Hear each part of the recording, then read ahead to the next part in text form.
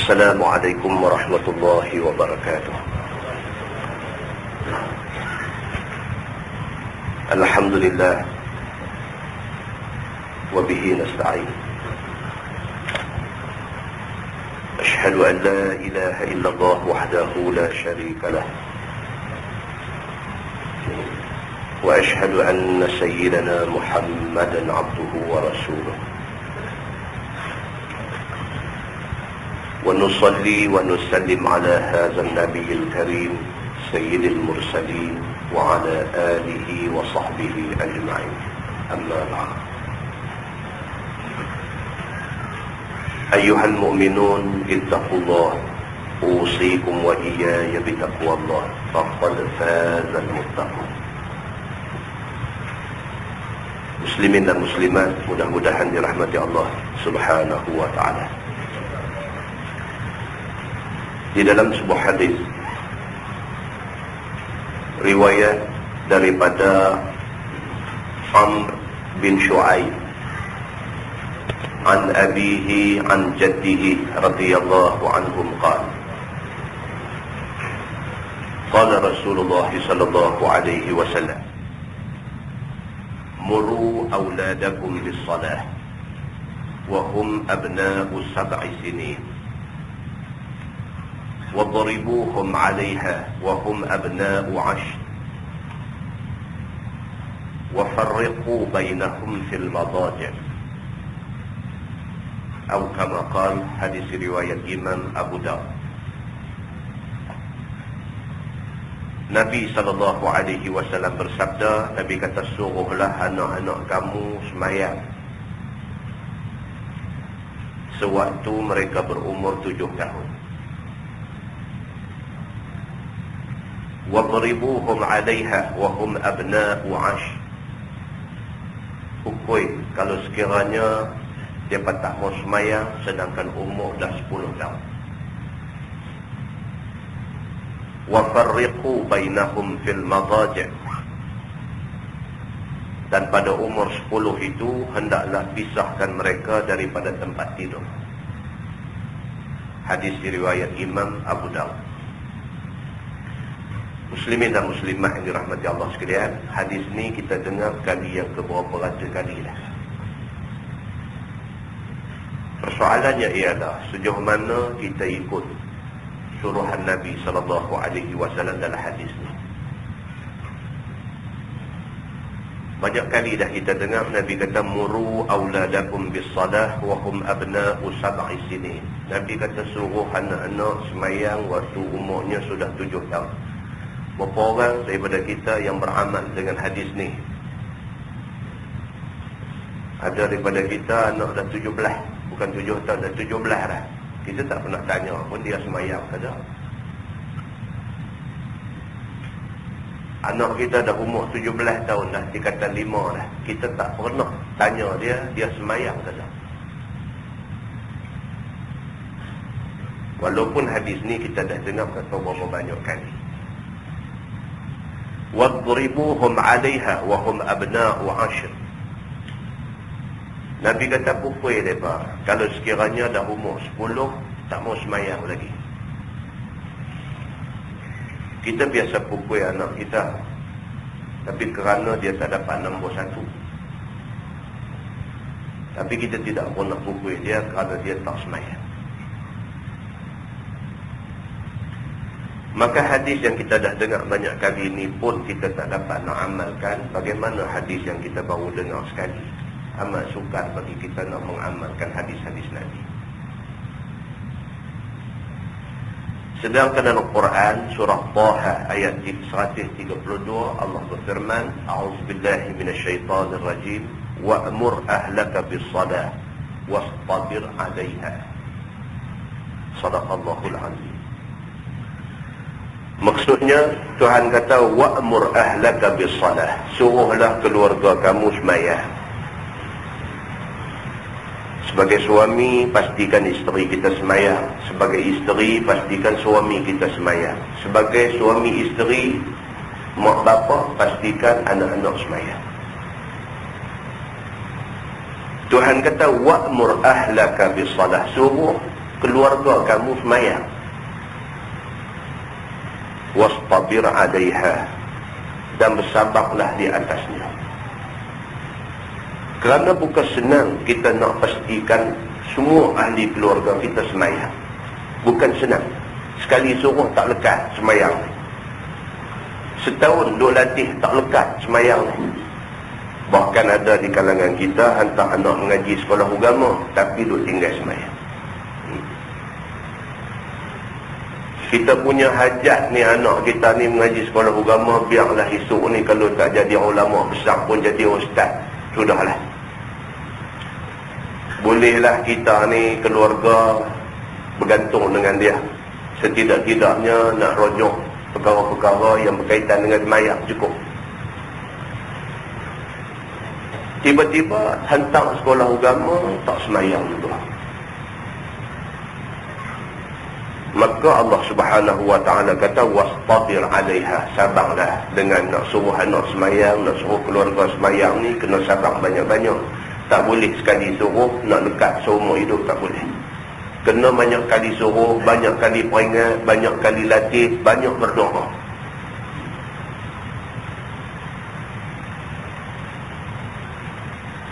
Nabi SAW sangat ambil berat tentang soal-soal yang macam ni. Soal pastikan anak-anak semayang, soal anak-anak dididik dengan didikan agama. Bukan maksud didikan agama hantar pergi sekolah agama. Maksud didikan agama tu kita didik dia cara agama dalam rumah kita. Dia reti macam mana pakaian yang kata tutup aurat. Dia reti bahaya yang akan menimpa dia kerana dia langgar peraturan tutup aurat ni. Dia reti. Ada satu sahabat jumpa saya, dia hantar anak mengaji sekolah agama. Setelah anak-anak dia besar-besar tu tak dan nak didik, dia pun lambat dapat kesedaran. Dah tinggal anak bongsu ni baru dapat kesedaran, pegang hak bongsu ni hantar mengaji sekolah agama. Dan budak ni pun mau. Hantar mengaji sekolah agama, tingkatan 1, tingkatan 2, masuk tingkatan 3 dia buat perangai tak mengaji. Anak perempuan. Tingkatan 1 elok dah pergi mengaji, balik mai pakai kelumbung apa semua elok, semayang pun dia tengok, dia kata sejuk hati dah. Tingkatan 2 naik tingkatan 3 dia buat perangai. Dia tak mau pergi mengaji dah sekolah agama ni. Ringkas cerita, potong nama, balik mai sekolah biasa. Balik mai sekolah biasa, kelumbung pun dia tak mau pakai. Pak dia main menangis kat kita. Tuan-tuan, kita boleh bagi ilmu, tapi kita tidak boleh bagi petunjuk kepada manusia. Ilmu kita boleh bagi, petunjuk Allah yang bagi. Tapi kalau kita bagi ilmu, kita susuli dengan doa, kita menyerah diri kita kepada Allah, kita nampak Allah saja boleh tolong kita dalam soal nak didik anak ni. Hati khatir bergantung pada Tuhan. Minta zuriat kita jadi zuriat yang salihin. InsyaAllah Tuhan bagi. Nabi SAW sangat jaga perkara-perkara yang macam ni. Nabi tak mau satu benda pun mencemarkan kesucian keluarga dia. Sebuah hadis riwayat daripada Abi Hurairah radhiyallahu anhu, kata dia, akhadha al-Hasan bin Ali radhiyallahu anhuma tamratan min tamri sadaqah faja'alaha fi fihi faqala Rasulullah sallallahu alaihi wasallam kah irmi biha amma alimta anna la na'kulu sadaqah atau kama qala, hadis sahih muttafaqun alaih. Kata Abu Hurairah radhiyallahu anhu, satu hari cucu Nabi Hasan, anak Sayyidina Ali bin Abi Talib, merangkak pergi ambil satu korma, buhlah mulut dia.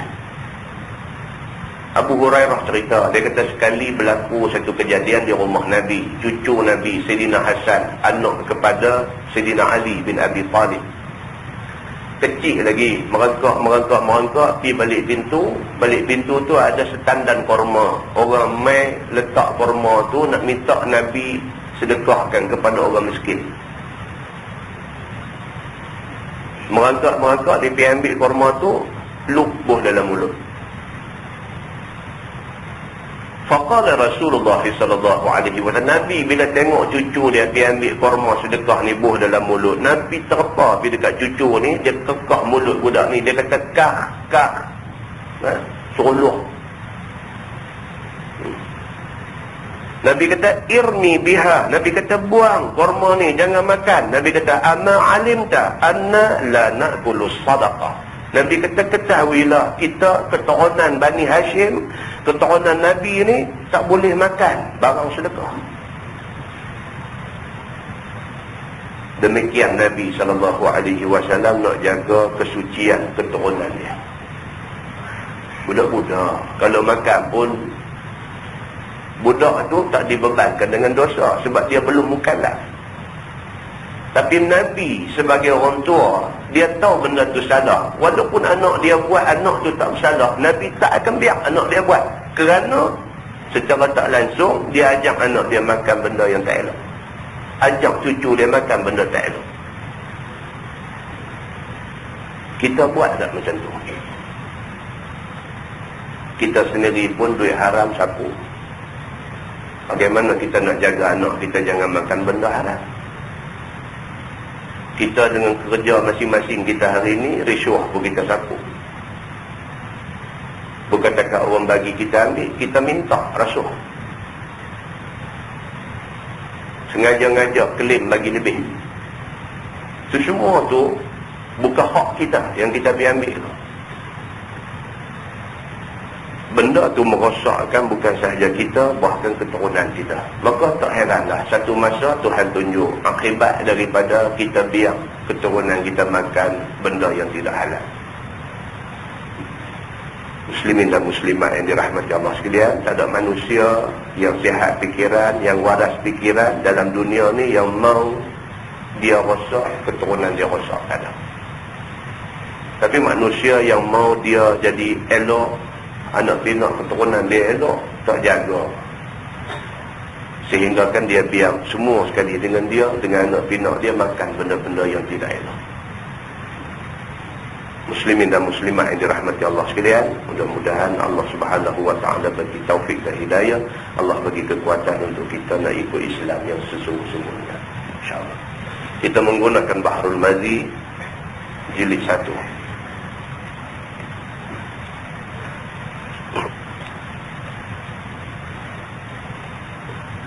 Muka surat 203. Muka surat 203, kita masuk tajuk Bab ma jaa fi karahiyati ityanil haid. Itu bab yang datang pada menyatakan tegah jima' perempuan yang di dalam haid. Ketahuilah saudaraku, adalah jima' perempuan yang haid itu telah lalu diterangkan haramnya dalam masalah yang lepas dengan ijma' muslimin. Cerita orang perempuan datang haid, suami tak boleh bersama dengan dia, ini ijma' muslimin. Maknanya semua orang Islam sepakat mengatakan benda tu haram, sabit daripada nas Al-Quran dan hadis Nabi SAW. Dan sekarang akan dikeluarkan pula hadis oleh Imam At-Tirmizi yang menerangkan dan menunjukkan atas haramnya itu. Ni dia nak buat main nas hadis yang mengatakan haram perbuatan itu.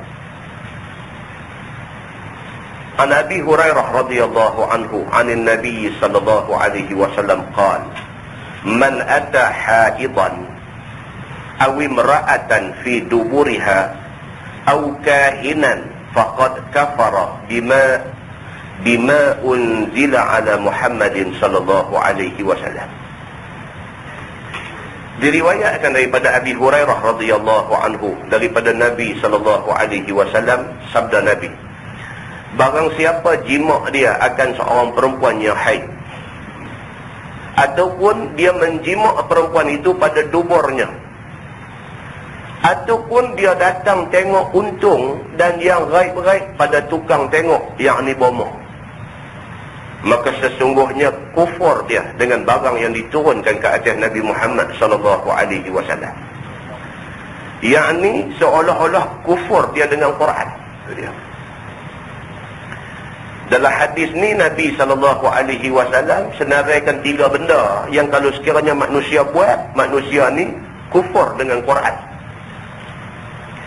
Yang pertama, isteri dalam haid dia pergi jima' juga, dia kufur dengan Quran. Sebab Quran larang, dia pergi langgar, maknanya dia engkar Quran, dia kufur Quran.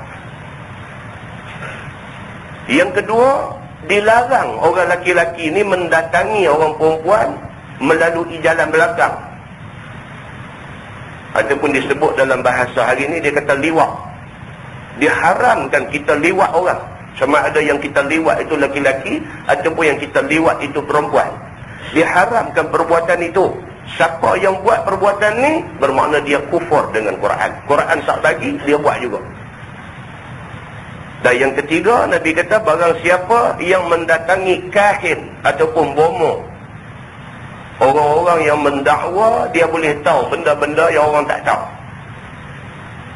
Jumpa dia beritahu lugu tu, lugu ni dan sebagainya. Sedangkan mana ada orang boleh tahu benda tu? Nabi pun Allah tak bagi tahu benda tu, dia pula dia mengaku kata tahu benda-benda yang gaib macam tu.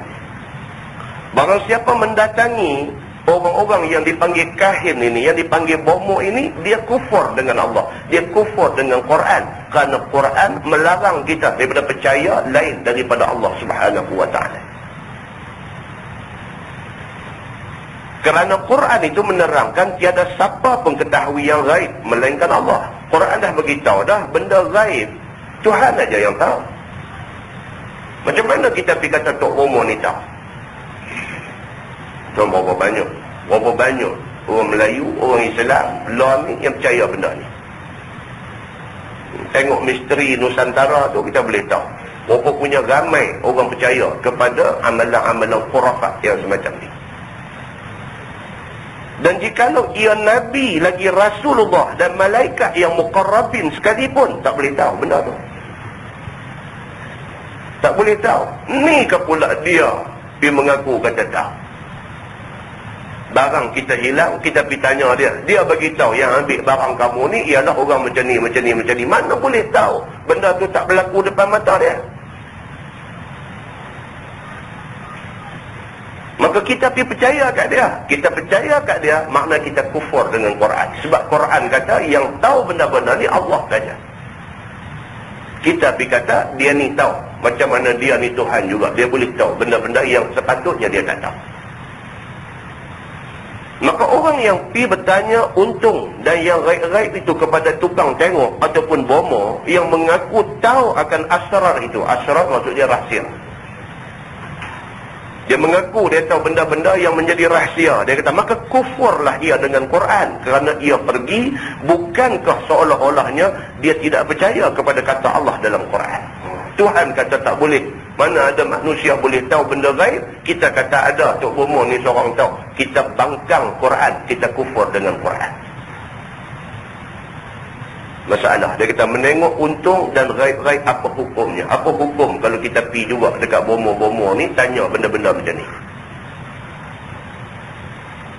Kata Imam At-Tirmizi, tiada kami tahu akan ini hadis melainkan daripada riwayat hadis Hakim bin Asram daripada Abi Tamimah, daripada Abi Hurairah. Dan hanya saja makna ini hadis di sisi ahli ilmi ialah atas mengeraskan jangan pi tanya untung nasib dan gaib-gaib itu, kerana dia adalah perkara yang dibesarkan salahnya, hampir-hampir jadi kafir, maka sayogialah menjauhi daripadanya. Benda-benda lagu ni hampir-hampir membawa kita kafir dengan Tuhan, maka hendaklah dijauhi benda-benda yang semacam ni. Dan kata At-Tirmizi lagi, dan sesungguhnya diriwayatkan daripada Nabi SAW sabdanya, barang siapa jima' perempuan haid, maka hendaklah bersedekah dia nisfu dinar. Dia kena bersedekah setengah dinar. Satu dinar ni lebih kurang 10 rial. Rial Saudi lebih kurang 10 rial. 10 rial lebih kurang 10 ringgit lah ni. Ini satu pendapat. Dia kata kalau sekiranya satu orang suami itu dia sudah tersasul dia jimat isteri dia kerana disangkanya isteri dia dah kering haid. Dia sangka isteri dia dah kering haid, maka isteri dia dah pergi mandi dah, kemudian dia jimat isteri dia, tiba-tiba didapati tak kering lagi. Itu kesnya. Maka dia dikehendaki membayar denda, iaitu setengah dinar. Dia kata lebih kurang RM5. Begitu.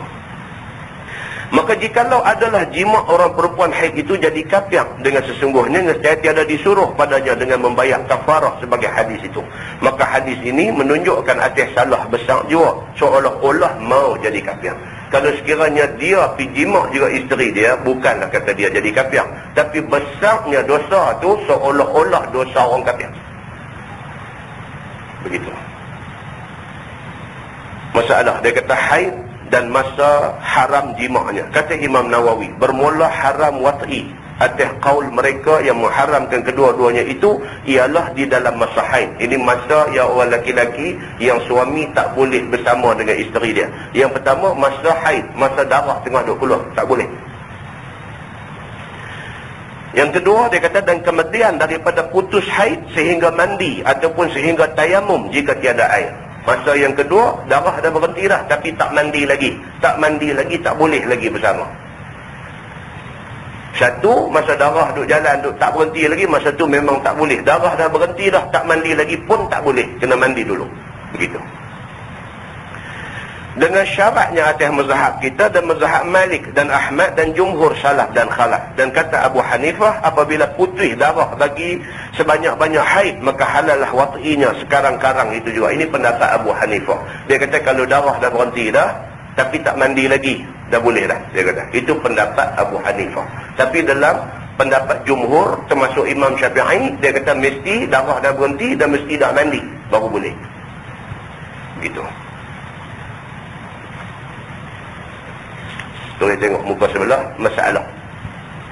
Bawah tu dia cerita benda sama. Masalah dia kata berjubur, yakni laki-laki mengerjakan dubur dan hukumnya. Liwat ni, macam mana aku hukum liwat? Wahai saudaraku, dia kata dengan hadis dalam masalah tadi, taulah kita akan haram, akan hukum berjubur itu amatlah besar dosanya. Haram. Seolah-olahnya menjadi kufur orang yang mengerjakan yang demikian itu. Berdosa besar, seolah-olahnya jadi kufur dia ni. Pasal Quran larang, dia pergi buat juga. Dan apabila kita pandang pada hukum dera dalam dunia ini sebagai yang sudah, sebagai yang disuruh tu, bukan yang disudah. Saya tolong perbaiki. Dan apabila kita pandang pada hukum dera di dalam dunia ini sebagai yang disuruh syarak, ialah bunuh jua, sama ada yang menjadi jantan ataupun yang menjadi betina, maka ialah menurut zahir hadis daripada riwayat Tirmizi jua. Maka nantilah insya-Allah di dalam Abwabul Hudud akan dibincangkan tentang benda ini. Beratnya dosa kepada orang yang liwat ni dapat dilihat kepada hukuman yang nak dikenakan kepada dia. Kalau hukuman yang nak dikenakan kepada dia berat, makna kesalahan yang dia buat tu berat.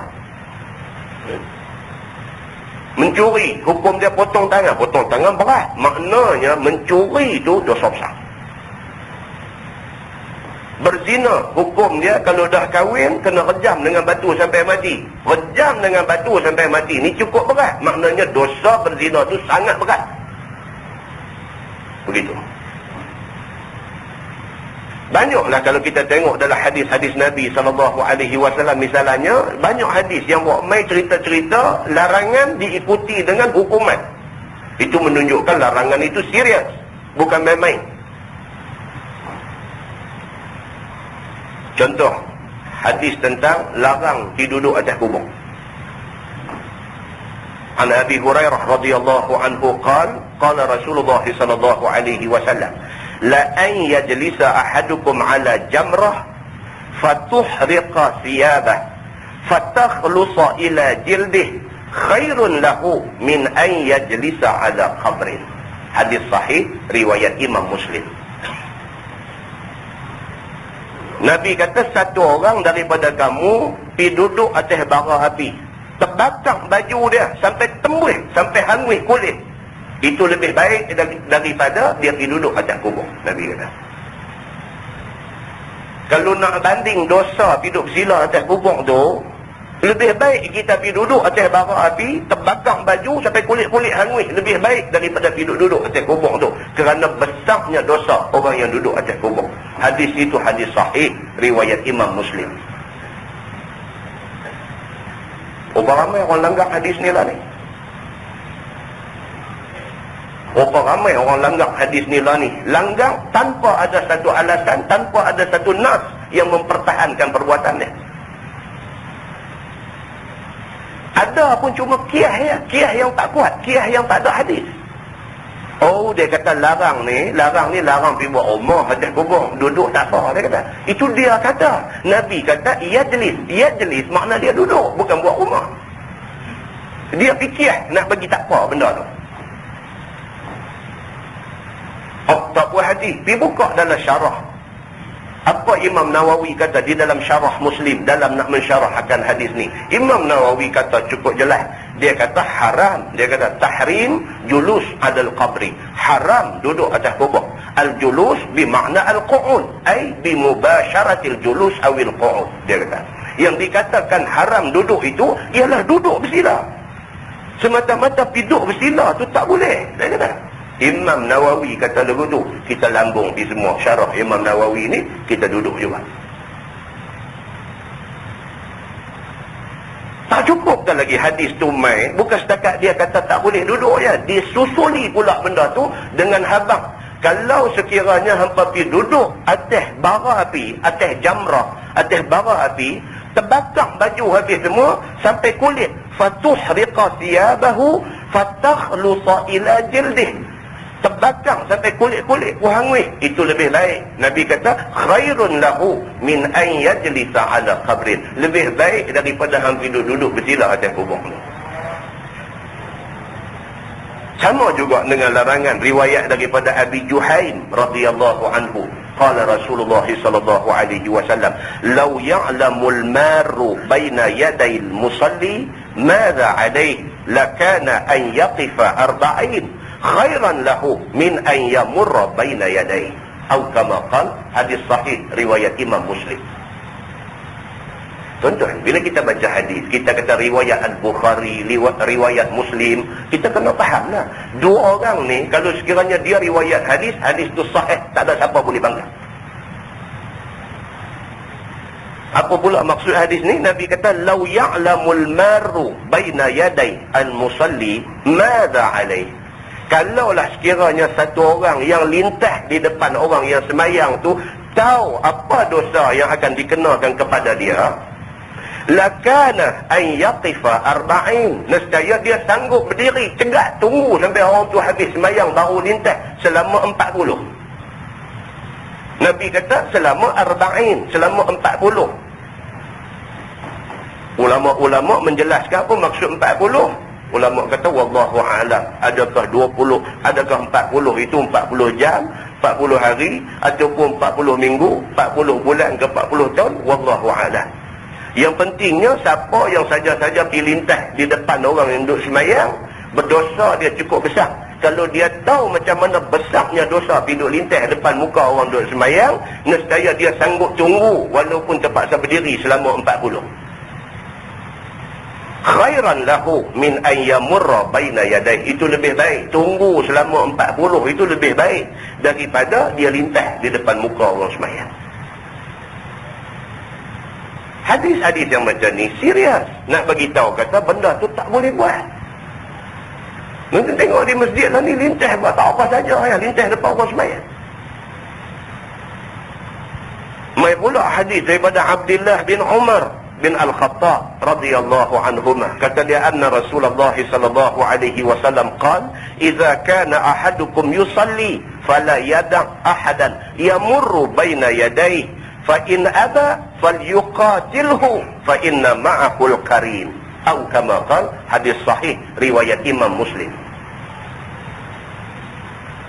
Nabi kata apabila seseorang daripada kamu duduk semayang, Maka janganlah fala yada' ahadan yamurru baina yadayh.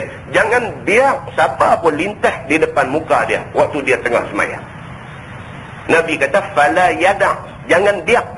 Kita tengah duduk sembahyang, ada orang nak main lintas depan muka kita. Fala yada', jangan kamu biar dia lintas, melainkan kamu tahan dia. Tahan dia makna kamu selamatkan dia daripada berdosa. Fa'in aba, kalau sekiranya dia bantah, tahan dia lagu duduk tepih kita pula. Dia belajar tomai tang mana kan, lagu duduk tepih tangan kita pula nak pergi juga. Fal yuqatilhu, Nabi kata pukul dia. Lagu duduk semayang, bagi satu karate chop pada belakang dia. Jangan bagi dia lintas. Fa'inna ma'ahul qarin, Nabi kata maka sesungguhnya bersama kawan nak lintas depan orang semayang itu qarin. Qarin maknanya ialah setan.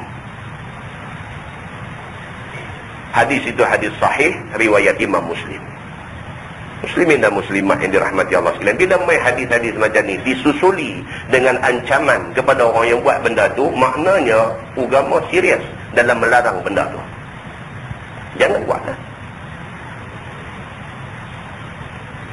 Jadi masalah liwat ini juga masalah serius, sehingga kan hukuman yang mai dalam Quran dalam hadis Nabi kepada orang yang liwat ni sangat teruk.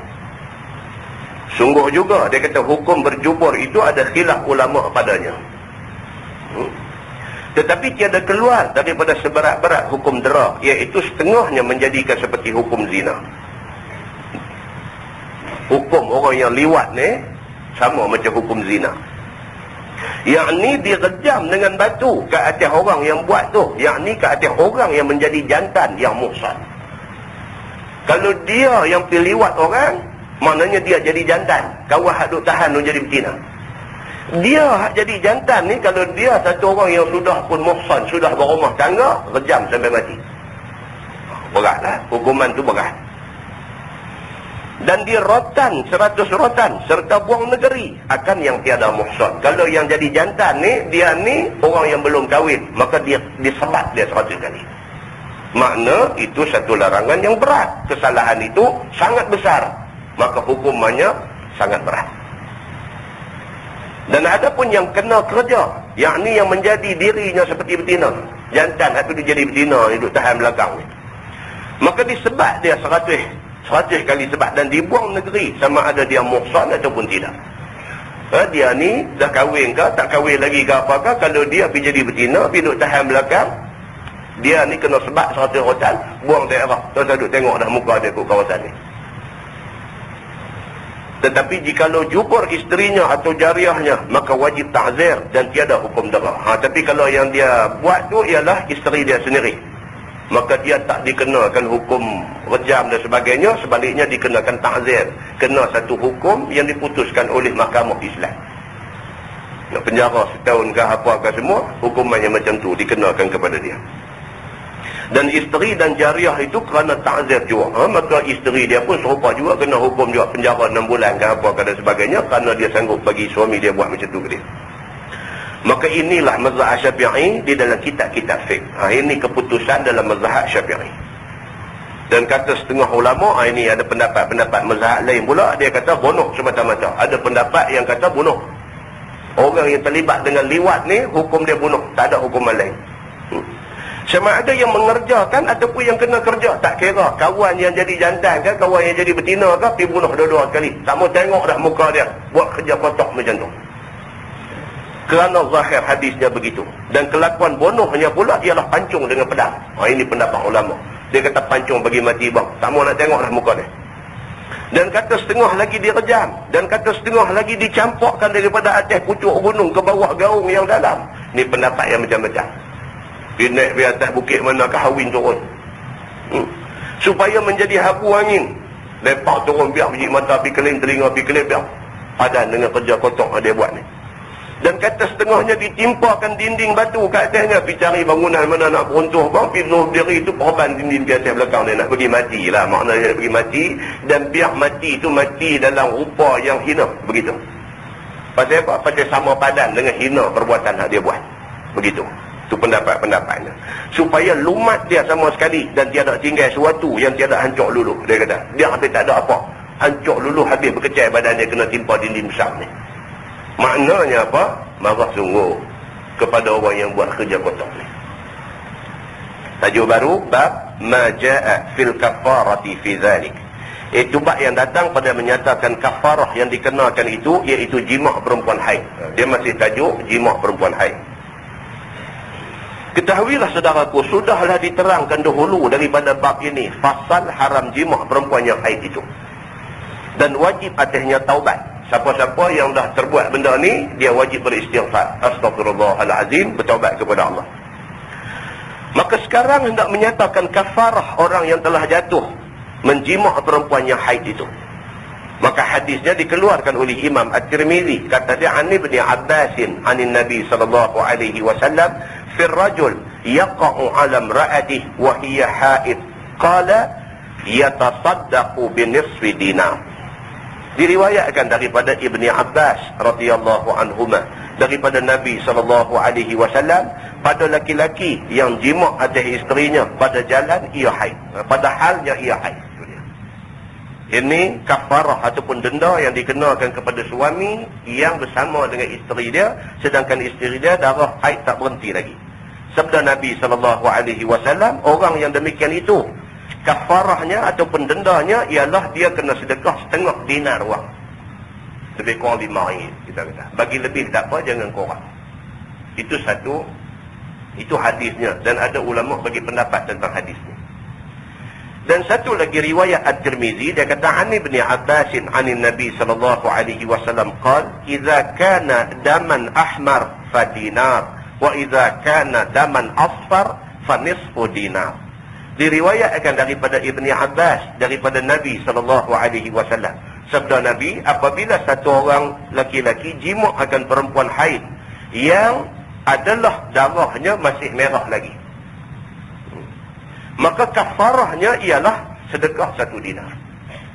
Kalau dia bersama dengan isteri dia, sedangkan isteri dia baru lagi datang haid, baru 2 hari, baru 3 hari, yang biasanya 7 hari, maka dia kena denda 1 dinar, lebih kurang 10 ringgit.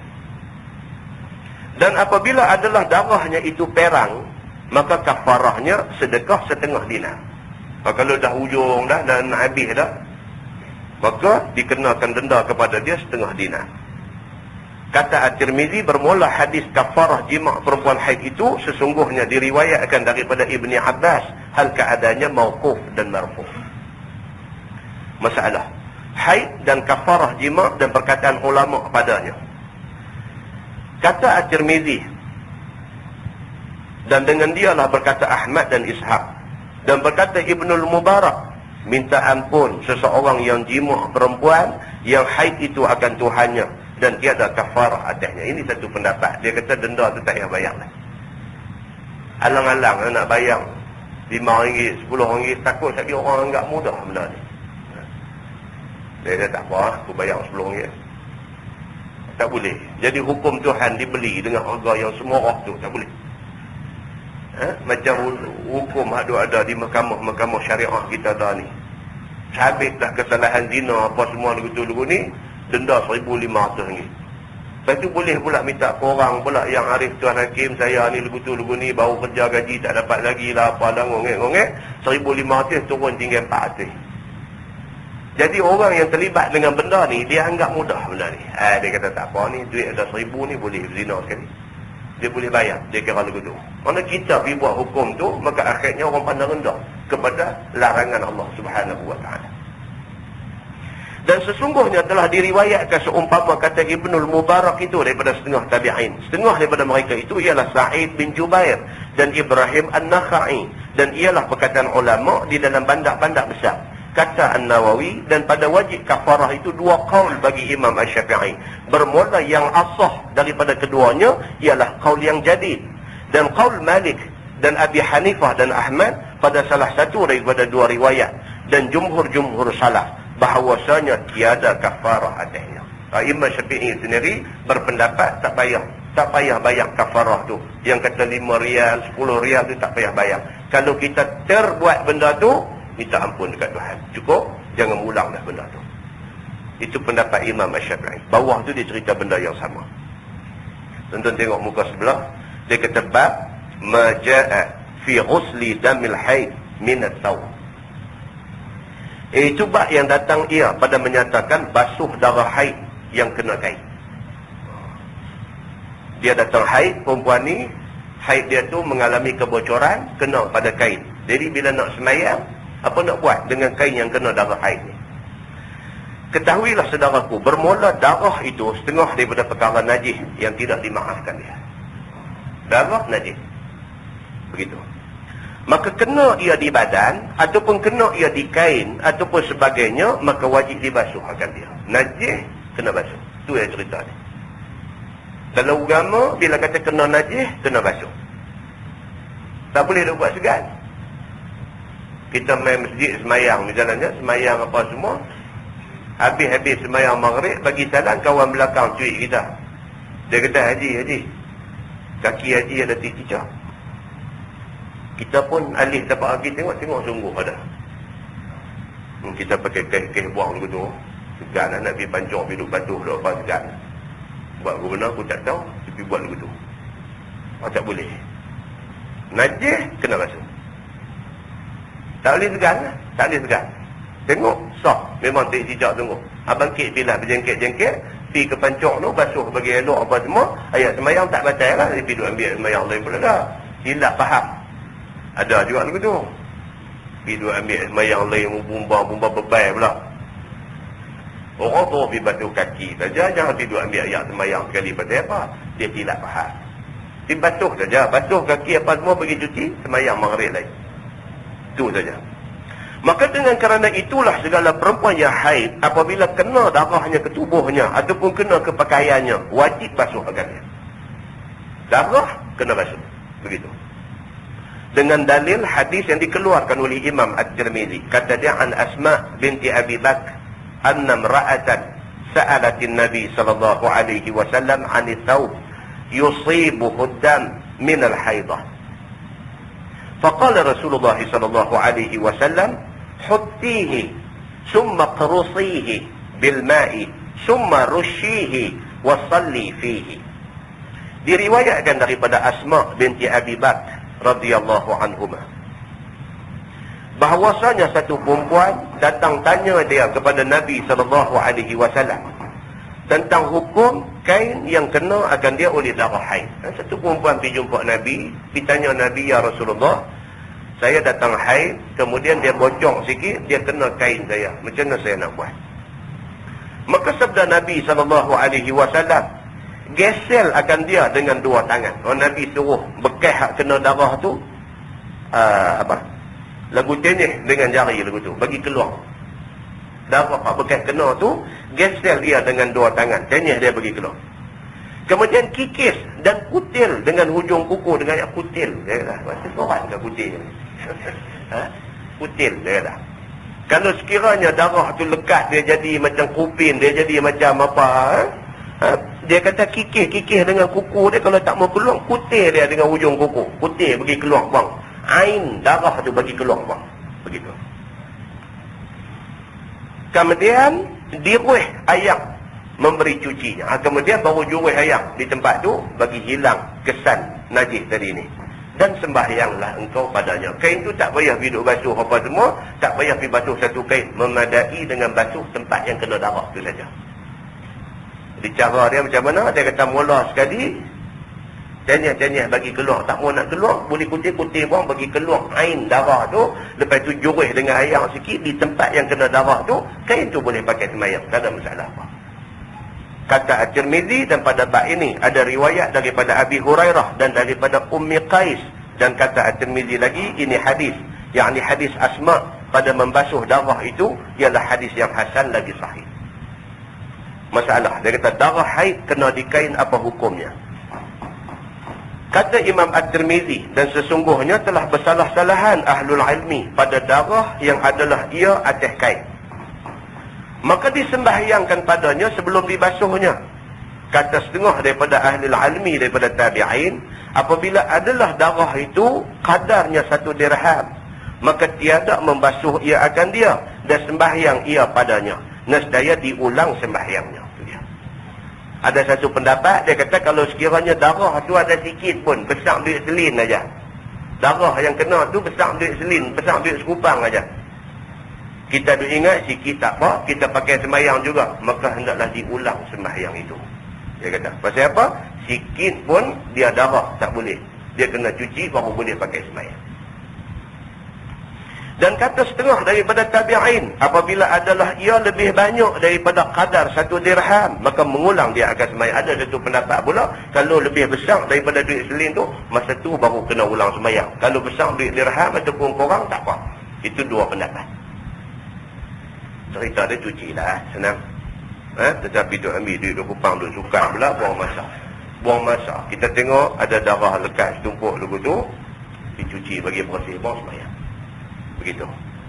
Dan ialah kata Sufyan Ats-Tsauri dan Ibnul Mubarak, dan tiada mewajibkan oleh setengah daripada ahli ilmi daripada at-tabi'in dan lain daripada mereka itu atas mengulangnya.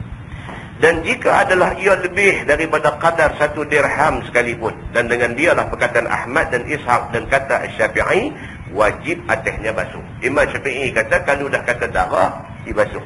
Terus cakap banyak, dibasuh. Dan jika adalah ia kurang daripada kadar 1 dirham sekalipun dan mengeras ia, yakni Asy-Syafi'i, pada yang demikian itu. Tuan-tuan, kita ni di Malaysia ni mazhab Syafi'i. Mazhab Syafi'i ni tuan-tuan adalah satu-satunya mazhab yang cukup ketat. Nak banding 4 mazhab ni, mazhab Hanafi, mazhab Maliki dengan mazhab Hanbali, mazhab Syafi'i adalah mazhab yang paling ketat. Kira tengoklah, sentuh sikit dengan orang perempuan batal tu. Oh ni yang kata mazhab Syafi'i. Dia cukup teliti. Sampai sah kata kena darah sikit pun tak boleh, nak kena pergi basuh dulu, nak pakai sembahyang tak boleh. Ketat mazhab Syafi'i ni. Yang kadang-kadang sampai satu peringkat kita kata, oh payah macam ni. Kita berasa payah dengan ijtihad yang dibuat oleh Imam Asy-Syafi'i. Memang payah pun. Tapi Mekah duk tawaf tu macam kita duk cerita banyak kali dah kan. Allah, dengan duk berotoh ni tak payah buat lah. Kalau kita betul-betul ikut mazhab Syafi'i punya keputusan dalam masalah wuduk ni, jenuh ulang keluar ambil ayat sembahyang. Jenuh. Tu pun balik mai duk rasa galat lagi, duk rasa aku berasa macam itu ni tempuh dengan rasa tu. Sedangkan dalam mazhab yang lain taklah seketat itu. Sama juga dengan masalah ni, masalah najis yang terpercik kena sikit dan sebagainya ni. Contemporary Dr. Yusuf Al-Qaradawi, dia ada keluar buku fatwa-fatwa terkini tu. Dr. Yusuf Al-Qaradawi dia mazhab Syafi'i, tapi dalam soal ni dia agak lenient, dia agak longgar sikit, dia mengambil kira banyak benda. So kalau ikut fatwa Dr. Yusuf Al-Qaradawi, dia kata apa? Dia kata kalau takat-takat sikit-sikit mercik dan sebagainya memadai dengan kita buat syarat, juga ayam gitu aja sudah, dia anggap benda tu sudah suci. Kalau tidak tuan-tuan, kita ni jadi raplah dulu. Ni daripada Sungai Petani ni nak pergi Kuala Lumpur, kita duduk singgah semayang di tol apa semua kan. Masuk pancong macam kita duduk kata tu dah. Masuk pancong pergi nak buang air apa semua, buka-buka. Allah, dia punya getah dia tu, kita buka terlebih sikit, dia sembuk ayam tu, kata mercik mai kena kita habis. Allah, kan? Itu yang duk rentam paip-paip ayam begitu cabut tu, marah tu lah, bukan apa, bukan saja lebih duk buat apa, marah lagu tu. Dia punya pressure ayam di apa nama lebuh raya ni, dia punya pressure ni dia kadang kuat, kadang pelan. Kadang-kadang kita buka tu dia keluar pelan dia. Kita buka sikit lagi agak deras sikit. Tengah duk pakai dia jadi deras lagi. Mercik juga. Jadi kita nak pergi semayang tak lagi dengan duk berasa tadi ayam tu mercik atas lantai, tapi tadi tengok lagu Cina keluar daripada bilik ayam ni. Cina ni berasa kecil berdiri, dia duk main macam-macam dalam kepala kita. Kita nak buat ibadat, kita tak maulah benda ni semua. Dia duduk dalam kepala tu, dia duduk macam-macam benda dia duduk main. Mana nak buat tau, jadi gitu. Nampak? Jadi dalam bab-bab yang macam ni, macam Dr. Yusuf Al-Qaradawi, dia ada sikit longgar lah. Bukanlah dia kata boleh pakai baju bernajis. Dia kata kalau sikit sangat kena tu memadai dengan kita jurus-jurus ayat buat syarat gitu saja, sudah dianggap suci, dia kata.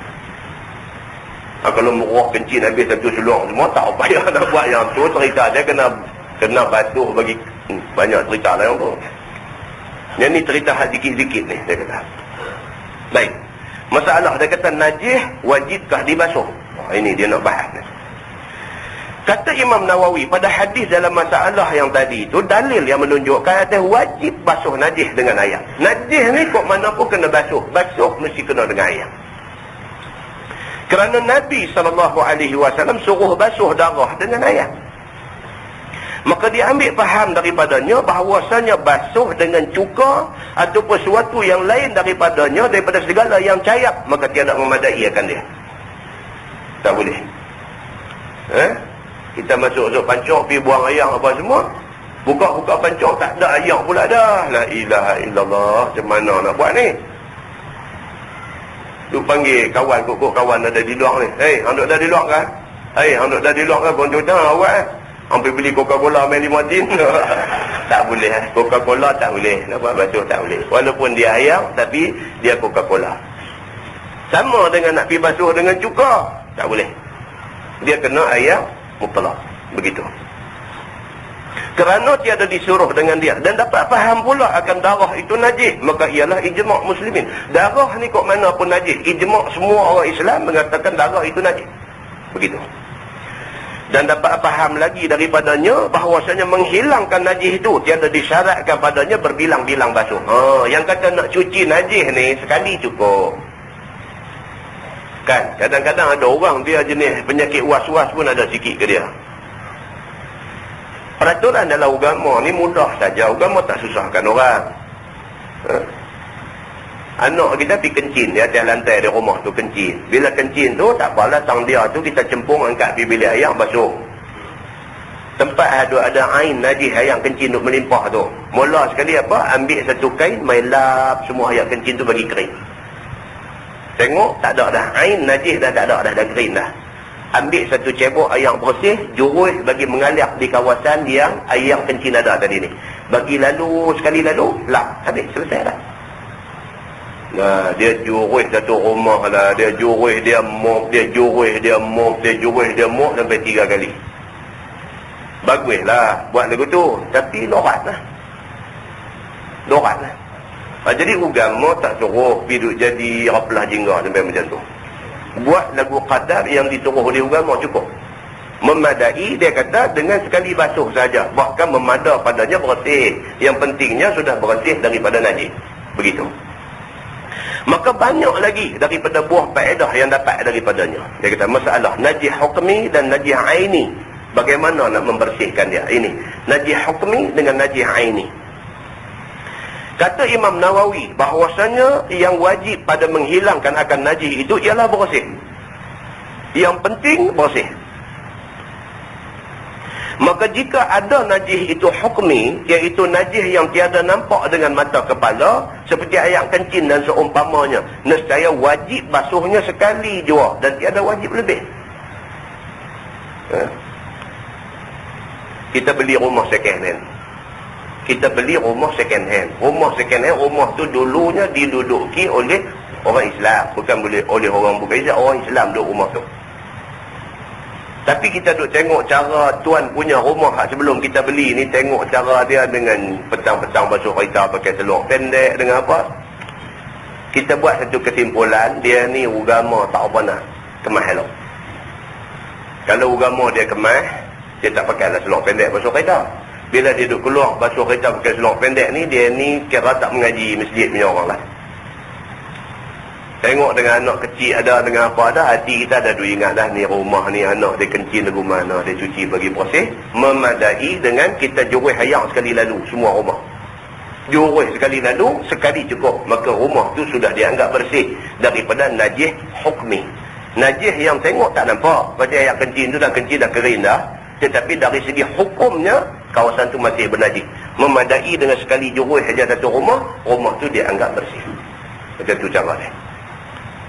Tetapi sunat membasuh 2-3 kali. Dia kata kalau sekiranya kita rasa 2-3 kali okeylah. Dia kata. Kerana sabda Nabi SAW, "Iza stayqadha ahadukum." Ini hadis yang kita dah baca dulu. Maka lihat keterangannya dalam masalah 127 sampai masalah 133. Yang ni kita baca di Masjid Penguluhim tahun 1995 dulu. Lama kita baca, dah berapa tahun dah. 8 tahun dah kita baca tajuk ni. Tuan-tuan boleh rujuk balik masalah 127. Hadis ni yang kata iza stayqadha ahadukum ni, nak cerita kata hati-hati. Hadis nak suruh kita berhati-hati dalam agama. Hadis tu dia nak cerita kata satu orang tu bila tidur, dia tak tahu tangan dia bermalam di mana. Nabi nak abang yang tu. Dia bila tidur, masa dia tidur lena tu dia tak tahu, dia pun tak ingat tangan dia duduk di mana masa tu. Jadi bila dia bangkit tidur pagi esok, tangan dia ni kira basuh dulu. Baru boleh nak celup apa-apa, nak pegang apa. Pasal apa? Pasal dibimbangi. Tangan tu masa dia tidur, duduk pegang tempat-tempat yang tak betul pegang. Jadi hati-hati. Sebelum tu basuh tangan dulu. Pasal apa? Pastikan tangan tu dibersihkan dulu. Itu hadis yang tuan-tuan boleh balik rujuk lah. Dia kata, dan ada pun apabila adalah najis itu aini, najis nampak pada mata ni. Yang ni cara nampak dengan mata kepala, seperti darah dan lainnya. Nampak ada darah duduk setumpuk atas lantai, darah duduk lekat di kain dan sebagainya. Maka tak dapat tidak menghilangkan ainnya lebih dahulu dengan gesel dan sental jika berhajat sental, serta dibasuhnya. Kalau najis jenis nampak, tengok nampak, ataupun najis tu kita tahu kata ada najis kerana bau dia busuk harin ke apa dan sebagainya, maka wajib dihilangkan dulu benda tu. Dan sunat membasuhnya kemudian daripada hilang ainnya 2-3 kali. Najis macam ni sunat basuh 2-3 kali bagi hilang. Membasuh najis wajib perah ataupun tidak. Ini pun satu hal juga. Kita pergi bilik ayam lebuh raya apa semua, kita buang ayam, kita rasa macam kaki-kaki seluar kita macam ada meretik-meretik sikit. Kita buka pai ayam, jurus sikit lah. Kawasan yang kita rasa macam meretik sikit ni, kita jurus sikit. Dan lepas jurus, wajib nak kena duduk perah pula ke kaki seluar. Nak kena perah kan? Ataupun tak payah perah, pakai jurus ayam saja kan? Kata Imam Nawawi, apabila membasuh seseorang akan kain yang kena najis, maka adakah disyaratkan perah kain itu daripada air basuhnya? Maka iaitu padanya 2 wajah yang asahnya tidak disyaratkan perah. Tak payah. Memadai dengan jurus begitu aja. Kita pakai kasut, kita pergi, kita masuk bilik ayam, kita berasa lagu meretik main ke kasut lah, meretik main ke stukin lah, apalah semua. Jurus ayam agak bagi kena tempat yang kita berasa macam meretik najis ni, jurus gitu aja sudah dianggap suci. Habis. Tak usah duk fikir apa lah. Tapi duk buka kasut tu, perah kasut pula dalam bilik ayam tu, dia nak jadi susah. Tak disyaratkan perah. Memadai dengan jurus saja. Masalah membasuh najis yang tiada mau hilang rupanya apa hukumnya? Macam mana pula darah kena di kain, batu dia tak mau nak hilang, duk nampak juga warna darah tu, duk nampak juga. Macam mana nak buat?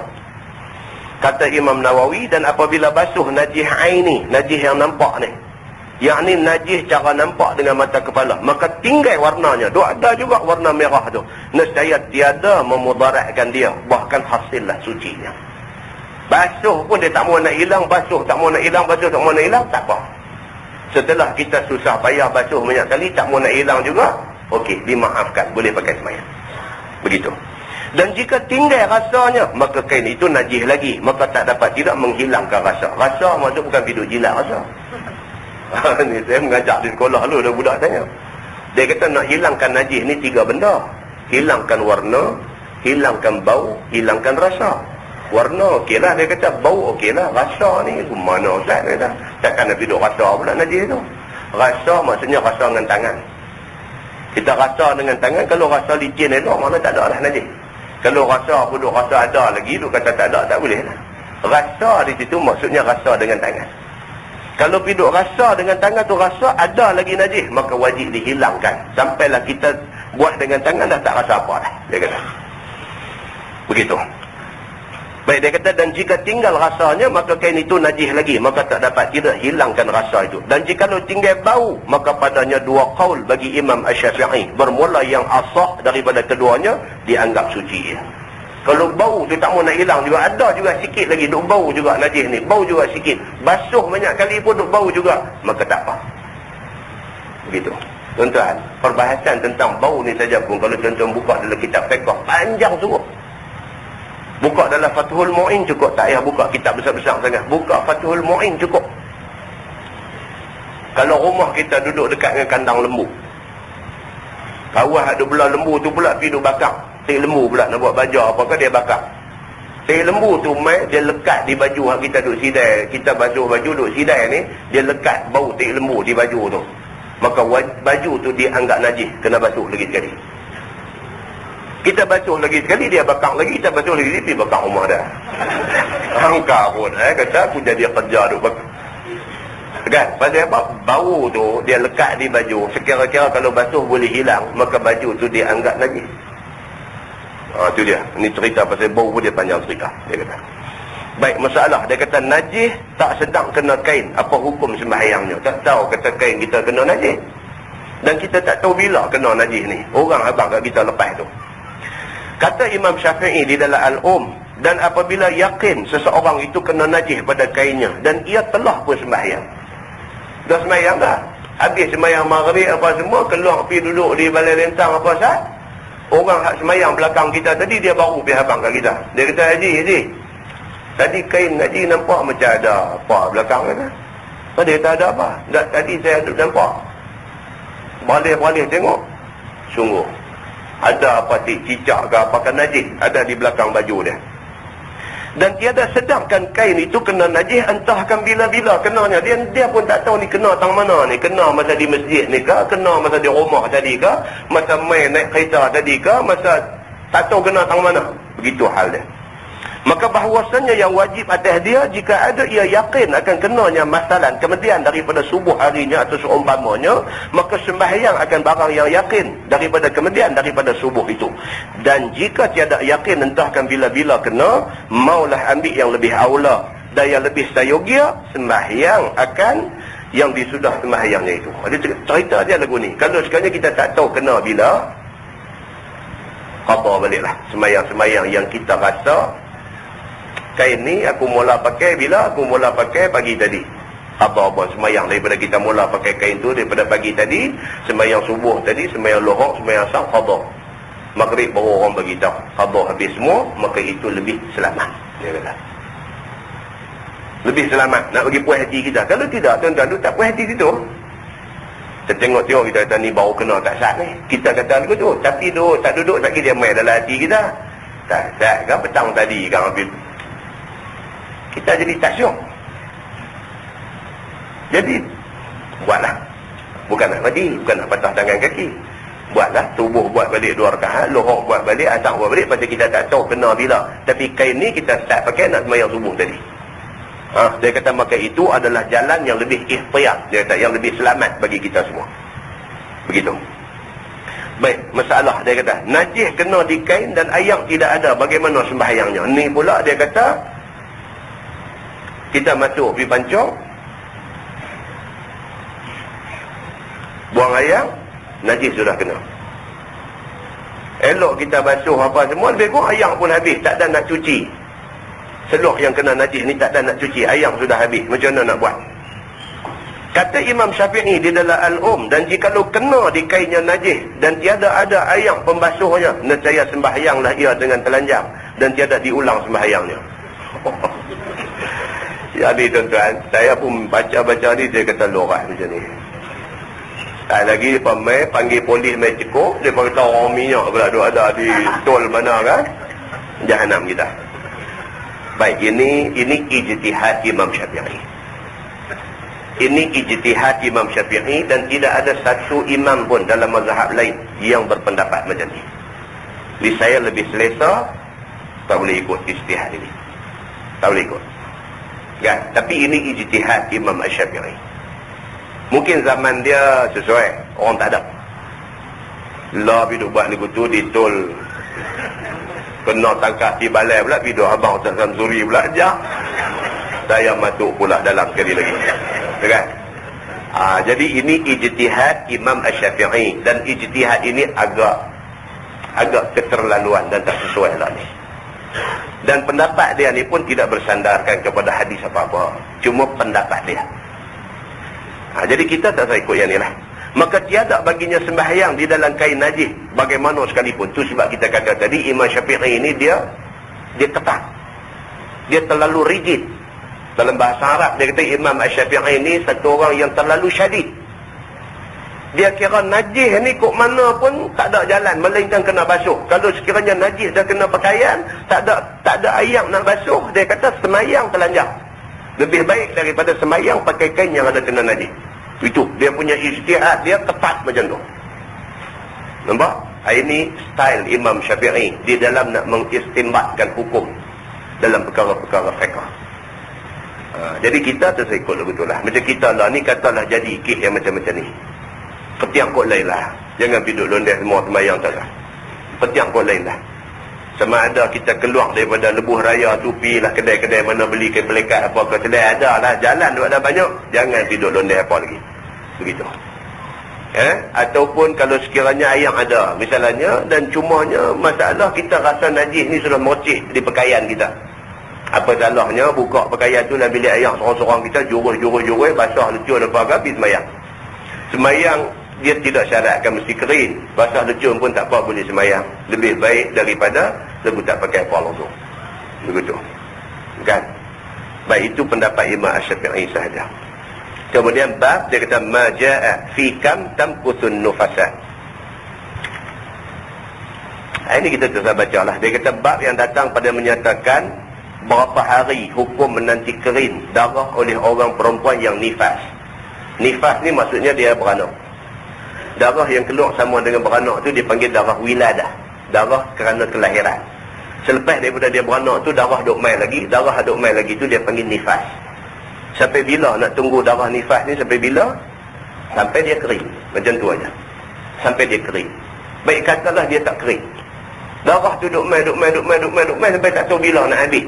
Bilakah maksimum masa untuk orang perempuan dengan darah nifas ni? Dia kata masa maksimumnya tidak boleh lebih daripada 40 hari. Kalau dah sampai 40 hari darah masih duk mai lagi, itu sudah tidak jadi darah nifas lagi. Itu sudah jadi darah mustahadah. Dia balik tajuk yang kita bincang panjang dulu ni. Itu saja bab tu. Kita terus tengok muka surat sebelah. Bab ma jaa fi rajul yaqufu ala nisaihi bi uslin wahid. Itu bab yang datang pada menyatakan laki-laki yang berkeliling atas jima isterinya dengan mandi yang satu. Yang ni abang boleh dia panggil. Dia ada 3 isteri, ada 4 isteri. Dia senapas saja. Kan, habis isteri pertama, lagu pi isteri kedua, lagu pi isteri ketiga, lagu pi isteri keempat, baru sekali mandi. Yang ni dia panggil abang boleh. Begitu. Ketahuilah saudaraku, sekiranya satu orang itu ada mempunyai beberapa isteri, maka harus atasnya jima' semuanya dengan sekali mandi. Sama ada satu isteri dia buat berulang-ulang kali, kemudian baru sekali mandi, ataupun ramai isteri sekali mandi. Ini bab dia. Yang ni manakala sudah dikerjakan yang pertama, maka harus dikerjakan yang keduanya dengan tiada berhajat kepada mandi. Habis rumah nombor 1, pergi rumah nombor 2. Kemudian daripada sudah dikerjakan yang nombor 2, dikerjakan pula yang ketiga dengan tiada mandi. Dahsyat. Maka lepas daripada mengerjakan isteri yang kedua, maka selepas daripada mengerjakan isteri yang kedua, pergi rumah bini nombor 3 tu, lepas selesai bini nombor 2. Saja tu. Maka demikianlah sehingga habis 4 isteri ataupun jariahnya dengan jima' semua sekali dan mandinya sekali. Kerana Nabi SAW ada memperbuat yang demikian itu. Yang kata Nabi kita ni jangan diingat apa kata. Cukup Tuhan bagi dekat Nabi Muhammad ni bukan sahaja kuat, segala-gala kuat. Dari segi ingatan dia kuat, dari segi ilmunya kuat, dari segi sampai hak ni pun Allah bagi dekat Nabi kuat. Ni yang kata Nabi Muhammad SAW. Nabi buat ni bukan kerana nak tunjuk kata Nabi ni apa-apa yang tak elok dah. Tak sekali-kali. Tapi berlakunya benda ni dengan tujuan nak memberi iktibar, nak memberi satu hukum dan pengajaran kepada umat kemudian ni. Nak bagi kita ni tahu kata tak apa kalau buat macam tu tak salah. Itu ceritanya, bukan kata Nabi sampai tiap-tiap malam lagu tu. Begitu. Sebagaimana riwayat Tirmizi demikian bunyinya. An Anas anna Nabi sallallahu alaihi wasallam kana yatufu ala nisa'i fi ghuslin wahid. Diriwayatkan daripada Anas bin Malik radhiyallahu anhu bahwasanya Nabi sallallahu alaihi wasallam adalah dia berkeliling atas jima' sekalian isterinya. Seorang kemudian daripada seorang pada malam yang satu dengan mandi yang satu. Itu dia. Nabi biasa buat macam tu sekali. Kata At-Tirmizi, ini hadis Anas ini ialah hadis yang hasan lagi sahih. Kuat hadis ni. Dan hadis ini dikeluarkan oleh Imam Muslim di dalam sahihnya pada bab Jawazun Naum Al-Junub. Dan telah dikeluarkan oleh Imam Bukhari di dalam sahihnya pada lafaz yang lain, yakni pada bab Iza Jama'a Summa Ada. Sahih Bukhari pun ada hadis ni, Sahih Muslim pun ada hadis ni. Maknanya hadis ni hadis sahih yang menceritakan Nabi ada buat macam ni. Masalah jima' beberapa kali diselangi dengan wudu. Wahai saudaraku, telah lalu di dalam masalah akan sunnah satu orang yang hendak mengulang jima' itu basuh farajnya dan zakarnya. Bagi orang yang nak ulang lagi sekali, sunat dibasuh dulu. Kemudian mengambil wudu akan dia. Kalau tak mau mandi pun ambil air semayang dulu. Begitu. Istimewa pula hendak menjima' isteri yang lain. Apatah lagi kalau nak pergi jima' isteri lain pula. Kalau isteri itu juga pun disunatkan basuh dulu, kemudian disunatkan ambil air semayang dulu. Apatah lagi kalau nak pergi rumah bini lain pula, lebih-lebih lagi disuruh basuh dan ambil air semayang lain. Kata At-Tirmizi, dan dialah, yakni sebagai dalam hadis pada masalah itulah perkataan yang bukan seorang daripada ahli ilmi, setengah daripada mereka itu Al-Hasanul Basri, bahawasanya harus mengulangi jima' tanpa dahulu daripada mengambil ayat semayang. Kalau tak mau nak ambil ayat semayang dulu pun tak apa, tak jadi kesalahan, dia kata.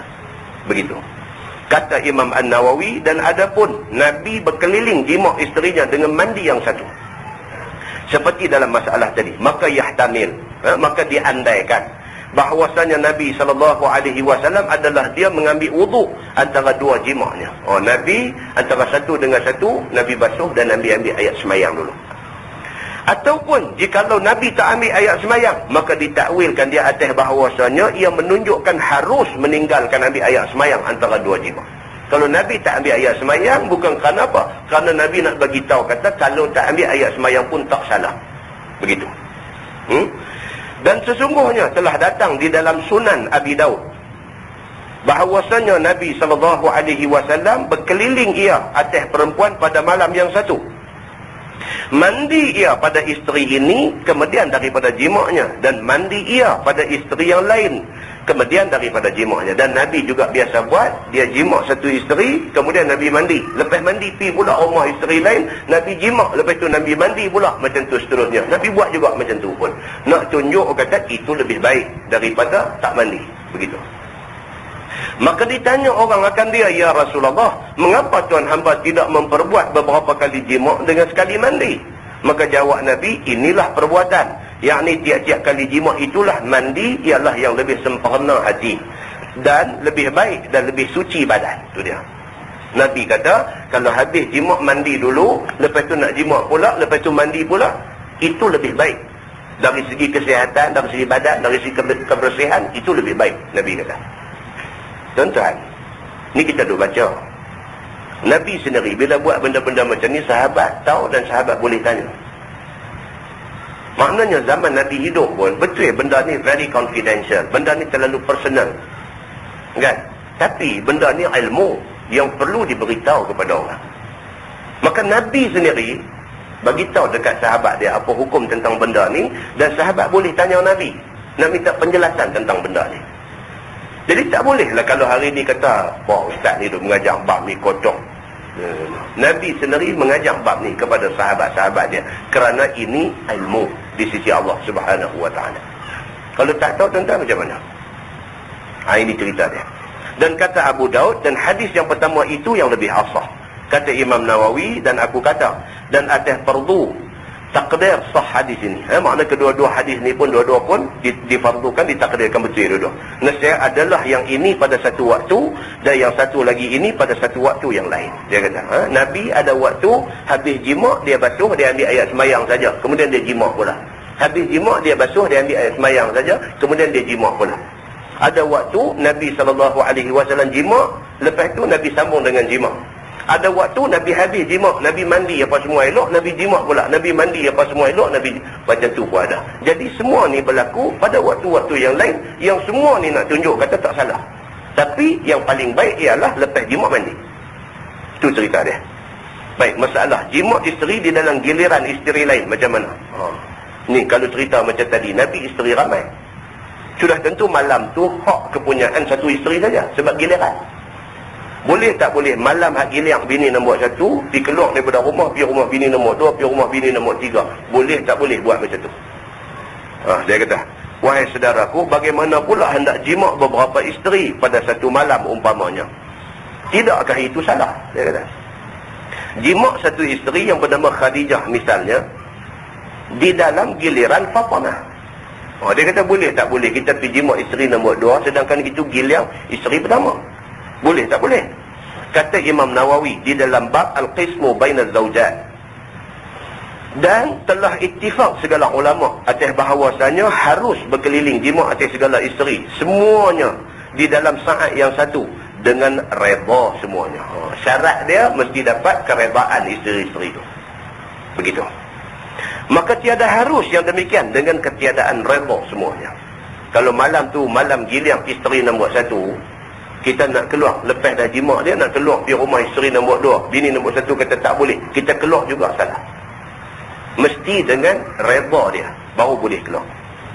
Dan ada pun berkeliling Nabi jima isterinya pada malam yang satu sebagai dalam hadis tadi dengan mandi yang satu pula, maka ialah ditanggungkan, diandaikan atas redha sekalian isteri Nabi. Ini dia mengandaikan isteri Nabi semua redha dengan perbuatan Nabi itu. Ataupun dengan redha yang mempunyai gilirannya jika ada giliran itu satu. Jadi diandaikan mendapat keredaan isteri. Kan Nabi pun tak buat selalu benda ni. Kalau kita dah baca hadis dah dulu di masjid ni pun kita dah baca cerita tentang Aisyah. Aisyah radhiyallahu anha, malam tu malam giliran Nabi di rumah dia. Nabi dah tidur dah. Kata Nabi bangkit. Nabi beralih tengok, Nabi agak, Aisyah sudah tidur. Padahal dia tak tidur lagi. Nabi tengok, Nabi rasa Aisyah sudah tidur, Nabi bangkit. Hadis sahih riwayat Imam Muslim. Nabi bangkit, Nabi saruk kasut, Nabi pakai baju, Nabi keluar daripada rumah.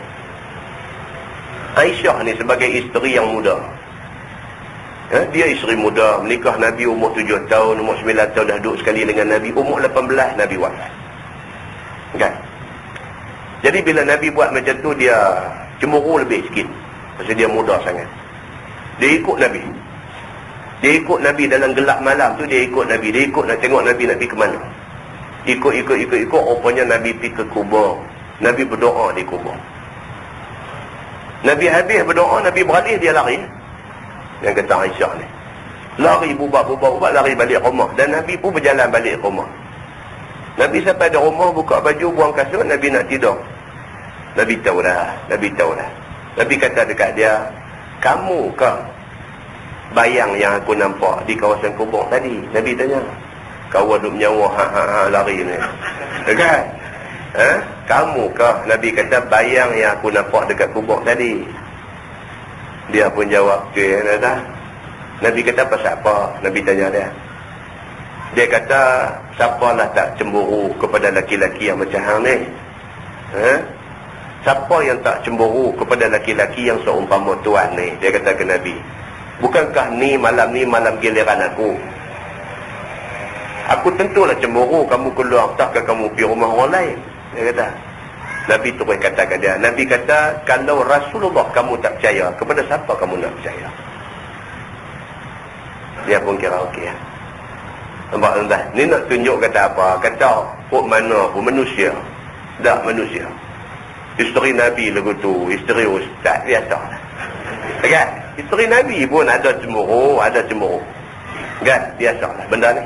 Ini adalah tabiat naluri semula jadi yang ada pada diri manusia. Baik, jadi syarat kepada kes yang kita duk baca ni, syarat mesti dapat redha semua isteri. Baru boleh buat benda yang macam ni.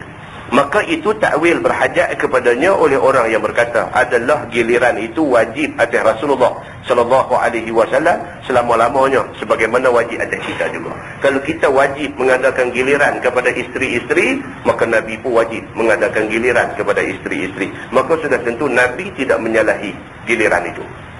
Nabi buat benda ni dengan izin semua isteri.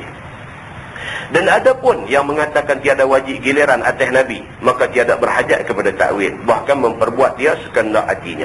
Dan ini khilaf pada wajib giliran itu ada dua wajah bagi ashab kita. Dia kata, wallahu a'lam. Dia kata, dan Nabi SAW dari segi menunaikan giliran sama macam orang-orang yang bukan Nabi juga. Lepas ini kita akan masuk insya-Allah bab ma jaa idza arada an ya'uda tawaddaa. Ini bab yang kita baca tadi juga. Iaitu bab yang datang pada menyatakan apabila nak seseorang jima' lagi sekali, maka mengambil wuduk akan dia. Ni macam kita baca tadi juga, dia akan ulang lagi sekali. Saya ingat kita tak baca takut yang ni soal. Oh, kena baca. Bawah tu kita kena baca. InsyaAllah bulan depan kita terus baca tajuk ni. Bab ma jaa iza uqimatis salah wa wajada ahadukumul khala falyabda bil khala. Oh, ini tajuk bagus.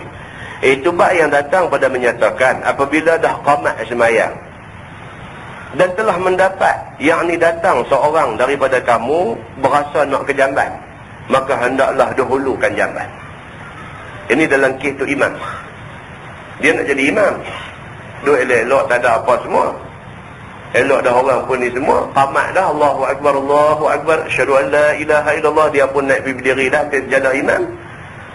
Sampai dah hujung lah, la ilaha illallah, dia main tenok dandan. Tu imam ni, dia main tenok dandan. Apa patut dia buat? Gagah juga jadi imam ke? Lepas tu pakai-pakai pidobi kapek tu. Ataupun apa dia kena buat? Tajuk ni akan bincang. Tajuk ni akan bincang. Qamat dah tatuk. Dia kata tak boleh. Aku kena pergi sana dulu. Panggilan bilik kecil kuat, dia kata. Dia pun pergi. Kan? Maka tajuk ni akan membincangkan tentang yang tu. Kemudian bab ma jaa fil wudu' min al mawta', menyatakan basuh daripada tempat pijak. Kemudian dia pergi bab at-tayammum.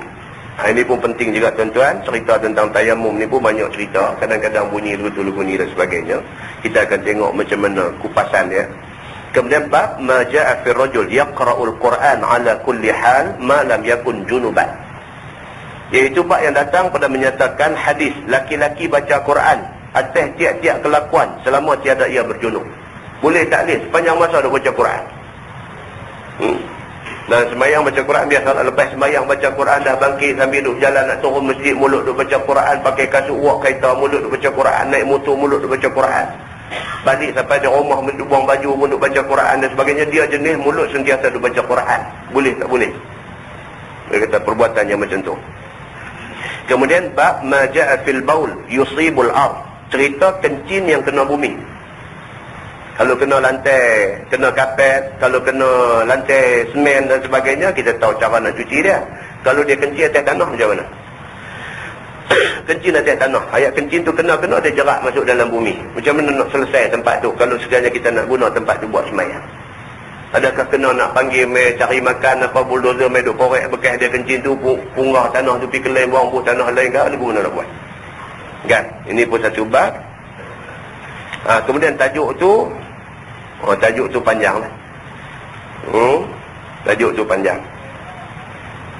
Sampailah perbahasan dia kepada kalau sekiranya tempat kita nak semayang tu bawah tu biasa tanam bangkai, boleh tak semayang di atas tu? Ada apa ke kucing kita mati ke, arnab mati ke apa, pergi tanam daun tu, boleh tak kita semayang di atas tempat yang di bawahnya ada bangkai?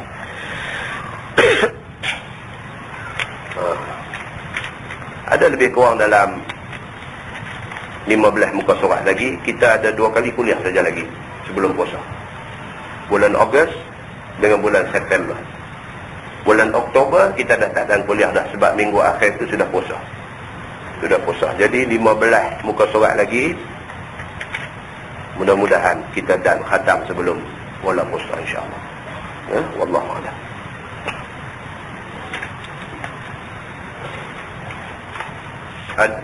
Apakah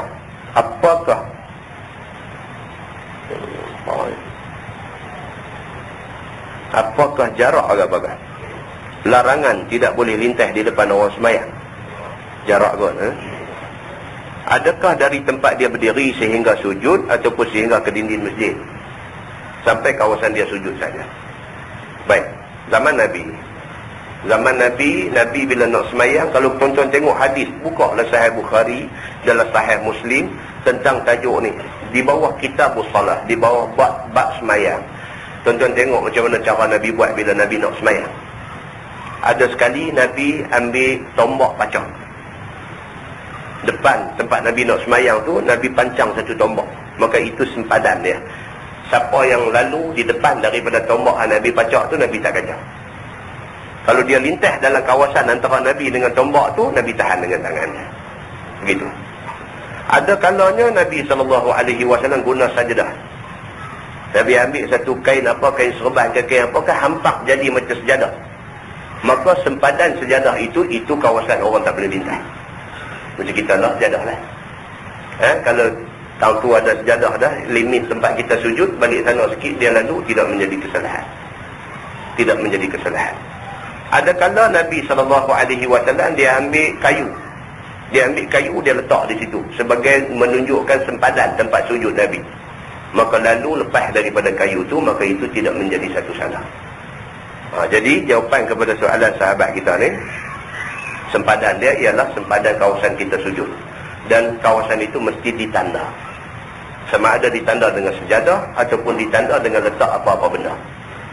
Macam orang perempuan dia letak beg, kain telekong dia. Dia letak depan tu, itu tanda kawasan tempat sujud dia, tak boleh siapa lintas di situ. Kalau tak ada sejadah, buh apa-apa lah. Buh apa-apa benda di depan tu, kasut ke apa, ke bubuh lah apa-apa di depan, sebagai tanda itu kawasan tempat sujud kita. Sembahyang raya nanti jadilah bila ramai kan. Sembahyang jemaat bagi setengah masjid dan sebagainya, maka tempat tu kena bubuh. Satu benda sebagai tanda itu kawasan tempat sujud kita. Dan lintas dilarang sama sekali. Ada pendapat di kalangan ulama fiqh. Dia kata kalau bagi kes macam Masjidil Haram, ada, kita nanti jumpa tajuk tu, kita akan baca satu hari insya-Allah. Dia kata kalau sekiranya terdapat saf kosong di depan, sedangkan orang yang duduk saf belakang ni dah takbir sembahyang dah, maka macam mana orang ni, dia nak pergi penuhkan saf di depan tu, mau tak mau dia nak kena lintas orang yang dah takbir dah. Adakah benda tu menjadi satu kesalahan macam yang diancam oleh hadis tadi? Ada pendapat fiqh mengatakan bagi kes yang macam tu dikecualikan. Pasal apa? Dengan tujuan nak memenuhi saf yang depan. Kerana tuntutan memenuhi saf depan itu tuntutan yang besar. Itu pendapat. Tapi bagi kita yang nak menjaga ni, tetapilah. Kerana nak memenuhi tuntutan saf tu, kita nak kena ancaman daripada hadis yang besar. Ini. Jadi salah kawal ada takbir dah ni. Patut dia kena penuh saf tu. Sebelum takbir, penuhkan saf yang di depan tu. Itu ada dibahaskan oleh ulama. Apa hukum mendirikan masjid di atas tanah kubur sedangkan mayat tidak diubah? Dan jika diubah pula, apakah hukumnya? Jawapan dia, mesti kena ubah. Kalau kawasan tu diputuskan sebagai nak didirikan masjid, nak pelebar masjid, nak perbesar masjid dan sebagainya, sedangkan kawasan tu dah diambil untuk dijadikan kubur, dah ada mayat pun di situ, maka hendaklah diubah mayat tu. Pasal apa? Pasal nak mengelak daripada ancaman dalam hadis tadi. Kita duduk tidak bangun di atas tu dan sebagainya, itu menjadi kesalahan. Maka korek kubur tu semua, bawa pergi kawasan lain, barulah kawasan tu kita extend untuk besarkan masjid. Banyak lah orang buat benda macam ni, banyak.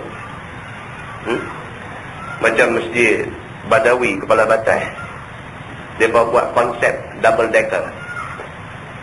Kubur tu dah konjes dah penuh dah, mayat dah banyak dah. Dia buat apa? Dia bubuh tanah merah pula lagi berapa kaki ke tinggi, lagi selapis lagi bubuh mayat di atas. Jadi mayat sudah ada 2 tingkat. Hak bawah tu hak lama, bubuh pula dalam 3 kaki ke 4 kaki lagi tanah merah baru ni. Maka bila mayat baru, dia korek hak baru 3 kaki, tambah lagi 2 kaki hak lama punya, tak jumpa lagi mayat lama. Maka bubuh mayat satu lagi di atas tu. Itu juga tidak salah. Itu juga tidak salah. Ya. Jadi hukum mendirikan masjid di atas kubur tak boleh. Mesti pindahkan mayat tu dulu. Dulu yang jadi kes dekat Lumut dulu ni. keluar surat abang apa semua itu ni, kes nak pindah mayat lah, kerana kawasan tu nak dibangunkan. TLDM Lumut pergi buat kerja ni, korek-korek jumpa mayat, tak oput. Sedangkan dia dah berapa puluh tahun dah mayat ni, tak oput. Kemudiannya diselidiki, yang agama berturun main selidik siasat dan sebagainya, rupa-rupanya dia ni guru Quran. Guru Quran ni tuan-tuan, dia tak masuk mahad tahfiz, dia tak hafal Quran, tapi dah mengajar Quran ni berpuluh tahun dah. Dia dah hafal dah sebenarnya ayat Quran tu. Dia hafal dah. Anak murid tu main baca ni, kalau salah tu dia boleh berbetul dah. Maknanya dia ingat. Allah pelihara jasad dia, tidak uput. Benda ni jumpa dengan kerana nak pindah mayat, maka jumpa benda-benda yang macam ni. Wallahu a'lam. Yang baik itu daripada Allah, yang tak baik silaplah. Kita tangguh dengan tasbih kafarah dan suratul Asr. Subhanallah.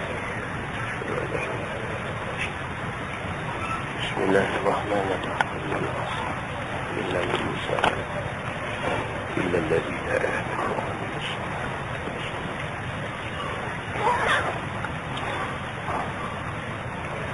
اللهم صل على محمد في الأولين والآخرين وسلم. رضي الله تبارك وتعالى عن سادتنا أصحاب سيدنا رسول الله أجمعين. بسم الله الرحمن الرحيم. الحمد لله رب العالمين حمدا يوافي نعمه ويكافئ مزيده. يا ربنا لك الحمد كما ينبغي لجلال وجهك الكريم وعظيم سلطانك. رضينا بالله ربا وبالإسلام دينا وبمحمد نبيا ورسولا. اللهم افتح علينا فتوح العارفين وارزقنا فهم النبيين بجاه خاتم المرسلين. اللهم فقهنا في الدين وعلمنا التأويل واهدنا صراطك المستقيم. اللهم أرنا الحق حقا وارزقنا اتباعه وأرنا الباطل باطلا وارزقنا اجتنابه. اللهم اجعل جمعنا جمعا مرحوما وتفرقنا من بعده تفرقا معصوما. وصلى الله على محمد وعلى آله وصحبه وسلم والحمد لله رب العالمين. السلام عليكم.